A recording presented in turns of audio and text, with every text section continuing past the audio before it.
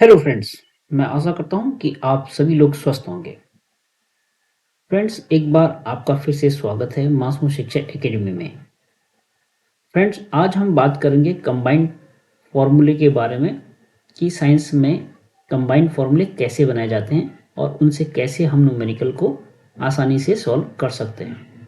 तो आज का हमारा जो कंबाइंड फॉर्मूला होगा वो होगा इलेक्ट्रिसिटी चैप्टर से, जिसमें हम जानेंगे कि work done, charge, resistance and current के बीच कंबाइंड फॉर्मूला कैसे फॉर्म किया जाता है। फ्रेंड्स, मैंने बोर्ड एग्जाम्स या कॉम्पिटिटिव एग्जाम्स में पाया है कि वहाँ पर जो न्यूमेरिकल क्वेश्चन पूछे जाते हैं वो सीधे फॉर्मूले से नहीं पूछे जाते हैं।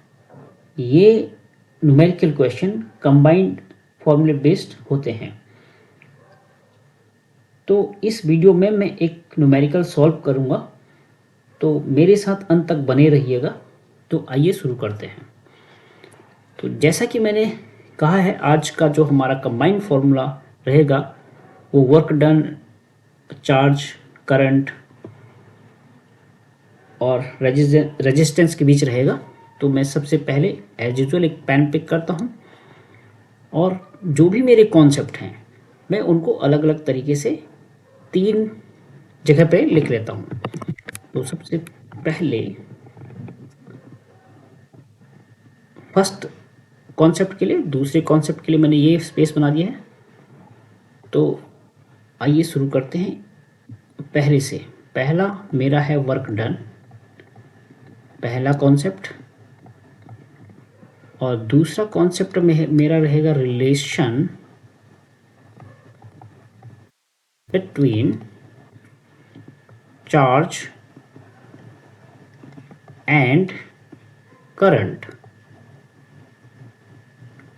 एंड तीसरा पॉइंट मेरा रहेगा ओम्स लॉ। तो पहले वाले में देख लेते हैं। माना हमारे पास एक कंडक्टिंग मटेरियल है, ये कंडक्टिंग मटेरियल हो गया। कंडक्टिंग मटेरियल का मतलब है जिसमें से हीट और इलेक्ट्रिसिटी इजीली पास हो जाते हैं, जैसे कॉपर वायर, एल्यूमिनियम वायर। तो जैसे कि करंट यहाँ इस पॉइंट से फ्लो होता है, तो हम मान लेते हैं ये ए पॉइंट है और ये बी पॉइंट है। तो जैसे करंट पास होता है यहाँ, तो करंट पास होने के लिए जो रिस्पॉन्सिबल है वो पार्टिकल हैं हमारे चार्ज पार्टिकल। तो वो ए से मूव करेंगे बी की तरफ। तो जब ए से बी तक ये मूव करेंगे तो इनको कुछ काम करना पड़ेगा या कुछ वर्क करना पड़ेगा। तो वो जो वर्क डन हुआ उसको हम डब्ल्यू से रिप्रेजेंट करते हैं। और वो कितना होगा, तो इस कंडक्टिंग मटेरियल का जो भी पोटेंशियल डिफरेंस है, यानी अगर वो वी है तो उसको हम वी लिखेंगे, वी से डिनोट करते हैं, और उसको मल्टीप्लाई करेंगे टोटल चार्ज के साथ, यानी कि इस मटेरियल, कंडक्टिंग मटेरियल में टोटल चार्ज कितना फ्लो हुआ और इन चार्ज पार्टिकल को ले जाने में कितना काम हुआ, वो W equal to V into Q. तो W का जो यूनिट होता है, यानी कि जो वर्क डन है उसका यूनिट होता है जूल। V यानी कि पोटेंशियल डिफरेंस, जिसको हम वोल्टेज भी कहते हैं, इसका यूनिट है वोल्ट। और Q का यूनिट है कोलम। सिंपल, पहले वाला पॉइंट क्लियर कॉन्सेप्ट। दूसरा है कि relation between charge and current में क्या रिलेशन होता है। जो टोटल चार्ज किसी कंडक्टिंग वायर में जो फ्लो होता है वो होता है Q इक्वल टू आई, यानी कि उस कंडक्टिंग वायर में बहने वाला करंट, इनटू टाइम T, यानी कि उस कंडक्टिंग वायर में उसको कितना टाइम लगा फ्लो होने में, राइट।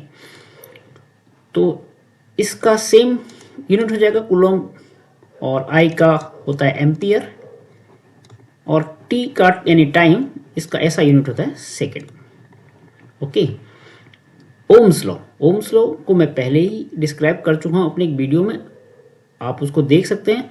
तो ओम्स लॉ बताता है कि क्या रिलेशन है पोटेंशियल डिफरेंस करंट आई और रेजिस्टेंस के बीच।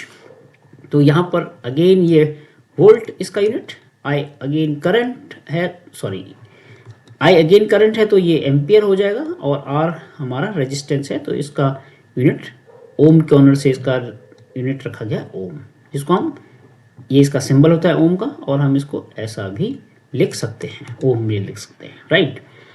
अब तीनों का कंबाइंड फॉर्मूला क्या होगा, तो let start from first point. तो फर्स्ट पॉइंट में हमारा था W equal to V into क्यू, राइट।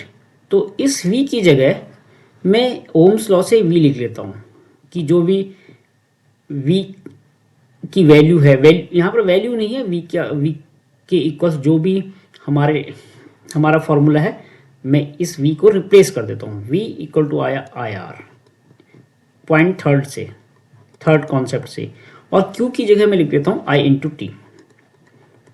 Into T. तो फर्दर हम लिख सकते हैं W इक्वल टू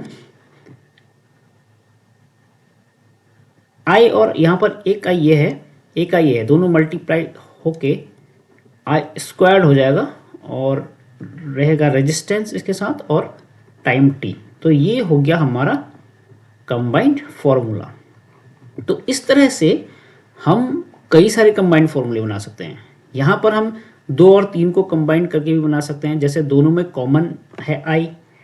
इस तरह से हम 2 और 1 के बीच भी बना सकते हैं, इसमें कॉमन जो है वो है charge.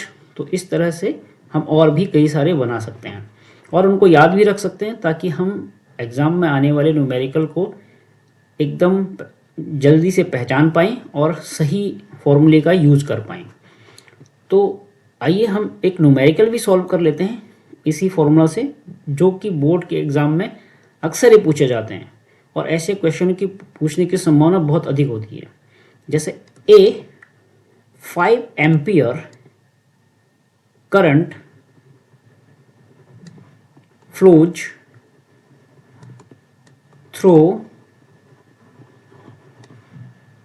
through a 10 ohm resistor for 2 minutes. Calculate work done in the circuit में कितना वर्क डन हुआ जब उसमें 5 एम्पियर का करंट फ्लो होता है, 10 रेजिस्टेंस का उसमें एक रजिस्टर लगा होता है और वो 2 मिनट तक फ्लो होता है।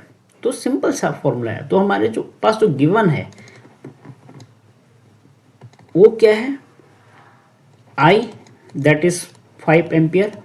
तो सॉल्व करने से पहले ये जरूर इंश्योर कर लें कि आपके जो यूनिट हैं वो ऐसा यूनिट हैं हों सबके, अदरवाइज आपसे कैलकुलेशन में फिर मिस्टेक हो सकती है। तो पहले आपको ये इंश्योर करना है कि सारे यूनिट ऐसा यूनिट में होने चाहिए।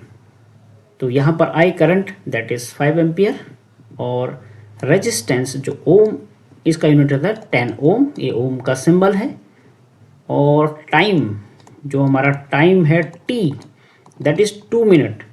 तो 2 मिनट को हम पहले सेकेंड में चेंज करेंगे। तो 1 मिनट में 60 सेकेंड, तो 2 मिनट में 2 इंटू 60 यानी कि 120 सेकेंड्स। ओके, ये टाइम हो गया। तो अब हम देखेंगे ऊपर वाला फॉर्मूला क्या इसमें फिट बैठता है। हमें निकालना क्या है, वर्क डन। तो W हमें फाइंड आउट करना है। तो W हमारा फाइंड आउट करना है, I हमें दिया है, R भी हमें दिया है और T भी हमें दिया है। तो सीधे सीधे फॉर्मूला रख देंगे, W equal to I squared R T। तो आगे हो जाएगा I स्क्वायर्ड यानी कि करंट जो 5 है इसका स्क्वायर्ड इंटू R रेजिस्टेंस है 10 और T time that is 120 seconds, right.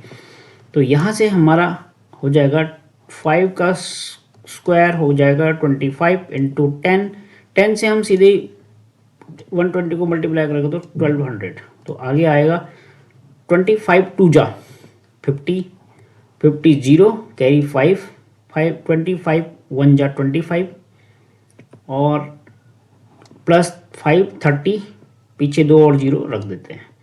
तो ये हो गया 30,000 W है, तो इसका जो यूनिट हो गया जूल। तो इसका ये हुआ आंसर। तो इस तरह से हम बहुत सारे न्यूमेरिकल को सॉल्व कर सकते हैं। तो फ्रेंड्स, इसको सॉल्व करने के बाद मैं ये समझ सकता हूँ कि ये जो तरीका है आपको बहुत हेल्प करेगा आपको एग्ज़ाम में ऐसे न्यूमेरिक बहुत सारे इस तरह के न्यूमेरिकल को सॉल्व करने में। तो नेक्स्ट वीडियो में फिर से मिलेंगे किसी और एक और उपयोगी टॉपिक के साथ। तब तक के लिए गुड बाय, थैंक यू।